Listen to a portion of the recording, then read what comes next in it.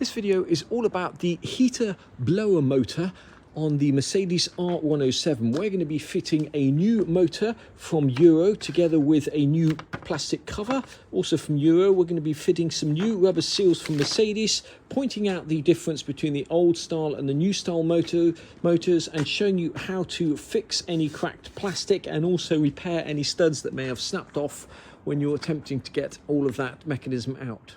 The heater blower motor lives underneath this plastic cover here, which is just held on by 8 screws, and if you're lucky those screws will come out without snapping and you'll be able to lift off the top. Under this plastic cover here there should be a nice soft flexible rubber seal just here, but you will almost certainly find that your seal is old and brittle and disintegrates when you try and take that plastic cover off. Now, just a word of warning, this is quite brittle, this plastic, especially if yours is original. It's been heated up and cooled down every time the engine is running, so you need to be very careful when you get this off so you don't crack it. These are almost always cracked if somebody's been in there before and doesn't know what they're doing. You may be one of those super lucky SL owners that lives in a hot place like Arizona or Dubai, and when you take that cover off you may be confronted with 10 beautiful shiny little clips like this that clip the whole thing down together, some lovely shiny studs like this, but more likely what you're likely to encounter is rusted clips like this, if they exist at all. There should be 10 of them, 4 on this side and 2 in the middle there. And if you're very lucky, your studs will still exist, but when you come to take these nuts off, half the time these studs will shear off, and you can see on this parts car here just what you're likely to confront if someone has been in there before you and doesn't know what they're doing. This plastic is invariably all broken and cracked. There's bits missing, so we're going to show you how to repair this cracked plastic and also how to recreate these studs. The next issue you're likely to run into is either undoing this front plug. Often they are melded on there and very difficult to undo, but this is actually connected via these 2 screws, and those 2 screws almost invariably are rusted solid in here. So here we are on the car we're working on. First of all, there's a plastic cover missing from this, which we've sourced another one. We'll put a new cover on there, but this here, these are the 2 screws here and here that you need to do. So this should just unplug from that plug, but you can see how difficult it is to move that. So what you're going to probably have to do is put some plus gas etc down there, try and get a screwdriver or something and very slowly work this out, preferably without breaking and cracking the plug unless you've got a spare one. And the next challenge is going to be getting this screw and this screw here out without them rounding or shearing off, and that in my experience is almost impossible. Sometimes what people do, if they can't get that out, they simply cut the wire here, which is what they've done on the car we're working on, so that you can at least take the blower motor out and the casing out if you're respraying the car or fixing the bulkhead without having to worry about breaking all of that plug there. Whilst a new blower motor is readily available, it's worth noting that they do not come with this plug here.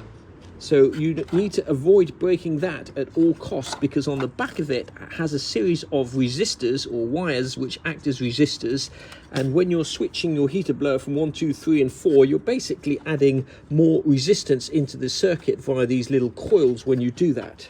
Another thing worth noting, if you get a motor from Euro parts, it will have plastic fins, and if you're lucky it'll have these little metal clips on here to balance the fins, just like you might get on the ceiling fan, and without those you might get some shudder on the motor. And you should check whether your motor, if you have plastic fins, you can see that this used to have metal clips here and here, but they're missing, which might be why your motor is unduly vibrating. Now on the earlier motors, this is from a 1974 450 SL, they were metal, and this particular motor here is completely seized. It doesn't turn at all. The motor should turn freely without any screeching, grinding, etc. This one here from the car that we're working on whines and screeches and doesn't turn freely. Now the wires here are held on under that clip, and once again when you buy the motor, see these clips here, it doesn't come with that clip, so you need to take that clip off if you're replacing the motor. On the earlier cars, they were soldered on like they are here. On the car we're working on, you can see it has these spade connectors here, and on the later ones from Euro, they also have that spade connector. And finally, what should be on the back of that series of resistors is a little metal cage like this that just clips on here and here underneath here. Now the cage has got a hole on one side that obviously goes on the wire side like that. And what we will do here, this is from our parts car. The car we're working on had this missing altogether. We will put this in a rust bath and then spray it with special primer and paint to protect that in the future, because it is a bit of a moisture trap inside the whole fan area. If you are lucky enough to be able to get the plastic casing out, it sits upon a seal like this, which is extremely difficult to fit into the car, as you will see later in the video. If you've taken your heater box out either to repair it, inspect the bulkhead, replace the motor, then when you put it back together, that needs to be done in a certain order. These sections here go in first, and they go in before you put the motor in. The motor can only be orientated in one way. The flat section sits at the bottom and the smooth section sits inside, facing inwards and not outwards. And once you've done that, you can put the motor in. The motor only fits in one way because it has a ridge here, and you need to make sure that these spades are accessible and that once you put the top on, you're still able to thread the wire through. It's probably easy to put these sections in the top half rather than putting them on the bottom half and trying to put the top on. Put them in the top half and they will stay in there when you put the top on. Now, I haven't put the wire on here yet, but once you've got everything nice and snug, you then just need to clip this together. There are two ways to put these clips in. You can either hook them from the bottom and then push this with your thumb and snap it shut. The advantage of doing that is if you ever need to take the hood off again, you can easily get a screwdriver in there and then just twist it to get the clip off. If you do it the other way round, you've somehow got to get an implement underneath here, and which can be very difficult once you've put this back in the car. So my advice would be to do it that way around and do someone else a favor. Remember, the hook goes in first and that clips over. The studs which hold on the plastic casing of our heater blower motor have sheared off, and I'm going to attempt to replicate those studs by gluing on 2 bolts using either the 3M panel bond or the JB Weld. So we're going to do a test and see which gives the strongest bond. It's a couple of days later. We've given plenty of time for the JB Weld and the 3M panel bond to cure, and what I'm going to do now is, just using a digital torque wrench, I'm going to see if I can film how much torque is required to break both of these bonds, and that'll give me some idea whether it's actually ever worth trying to glue a bolt down like that, and also which of these two is the strongest. Okay, here goes. First of all, we're going to do the JB Weld with just the bolt. Okay, that's broken with barely any torque at all. Now we're going to try the 3M panel bond. Let's just see what happens. Not expecting any resistance here at all. Yeah, that broke straight away.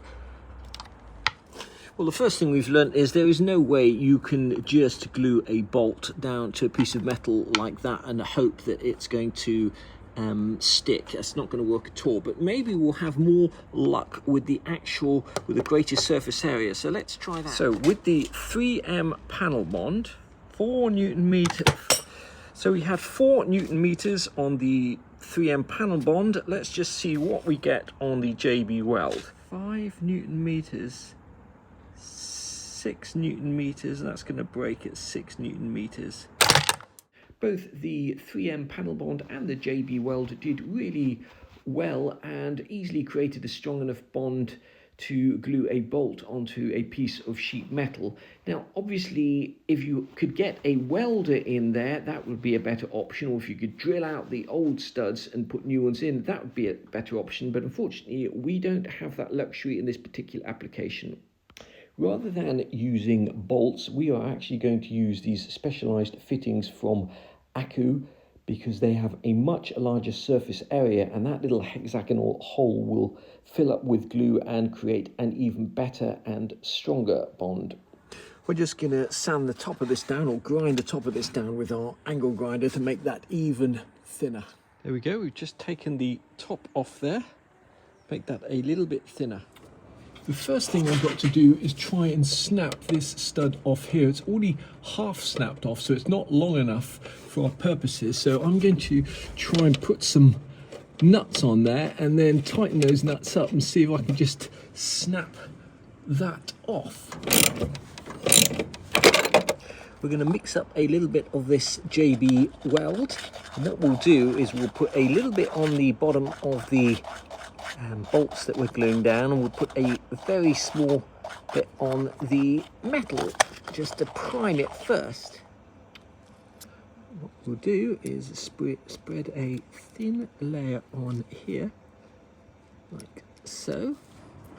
Next up, we'll put a thin bit on the bits that we're gluing. Now we've marked these bits off just so that we know where to actually place the bolt. We just put a big blob there.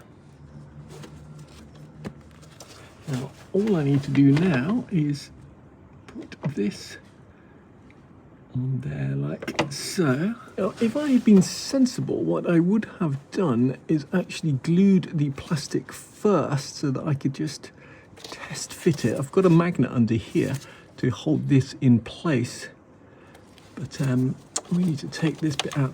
What I should have done is had the plastic here so I can put it over just to make sure that we do actually, or we are actually gluing these two things in the right position.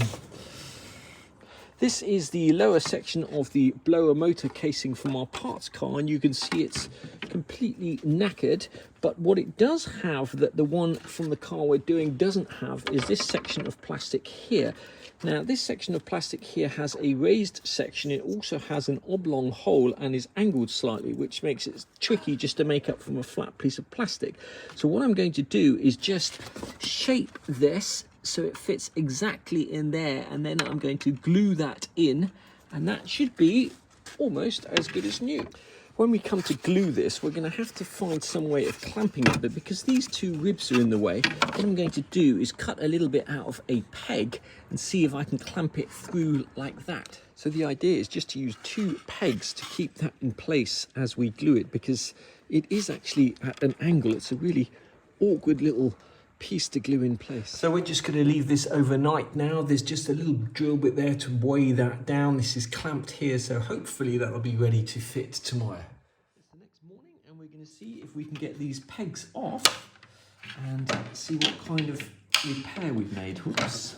It's the next day and I'm happy to say that these have glued in there perfectly in the right position, both of those studs, and our next job is to get this seal in here, and it is extremely difficult to do because the lower half of this seal needs to tuck in under there, and if you manage to get all of the old seal out, that will make your life a little bit easier, but it's very, very tight in there and very difficult to do that without losing plenty of your knuckles. So we're going to attempt to do that off camera. It took absolutely ages to get that seal in here. The secret was to use a trim tool kit like this, and to use these two implements here and just wedge them between that plastic and that metal and just bend it up slightly until you can thread all of that in, but it does take an awful long time. The way to get this in is to assemble it first and put the clips on, because it's almost impossible to get clips on at the back there once this is in. So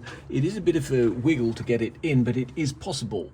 The way to get this in is to put the front bit in first, and then the bottom bit will slip under like that. If you find when you take this to pieces that some of your little fittings here are missing, we've got one missing here, you can still get those from Mercedes, and they are this part number here, 9945645, and they're the same fittings that hold the headlights in on an SL. Just before you put the lid on and screw everything together, you should of course test that everything is working. Now this here has got a cage missing from it, and this is known as the heater blower resistor. And if that resistor fails, you will have all sorts of symptoms like the blowers will be on constantly, or they'll come on intermittently, or they won't work on one setting, or all the settings will give you the same fan speed. And unfortunately, in the case of this car, that is exactly the situation that we've got. Is that resistor is knackered. Now, unfortunately, they're no longer available from Mercedes, and when they were available, they were £429 plus VAT. They're still available from the SL shop for about £300, or you can refurbish your existing unit for about £200. But I'm going to do a separate video on that resistor because it's a very common issue for it to fail. It's failed on my other SL as well, and I'm going to take that out and see if I can repair it myself. And if not, go through the pain and the expense of spending £300 on a new one.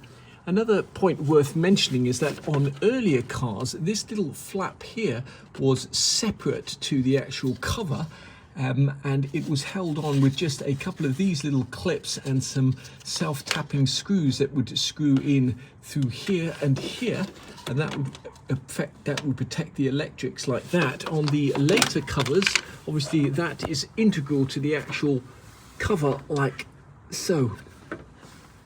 We got that cover on with no problem. There should be a sticker on there, which we'll probably source from the SL shop. We've got nice stainless steel screws and washers in there, new seals. That should be good for another 50 years. I'm going to leave this video here. In a later video, I'm going to come back and talk about the heater blower resistor, whether it's possible to repair it, how to repair it, where to get a new one from, the symptoms of it going wrong, etc. We've also got the underbonnet insulation to put on, and all of these hoses here to connect up to the windscreen wiper washers. We've got the soft top cable to fix, all the side door trims to put on, and the door cards to put on. So there's still plenty to do to this car before it is finished.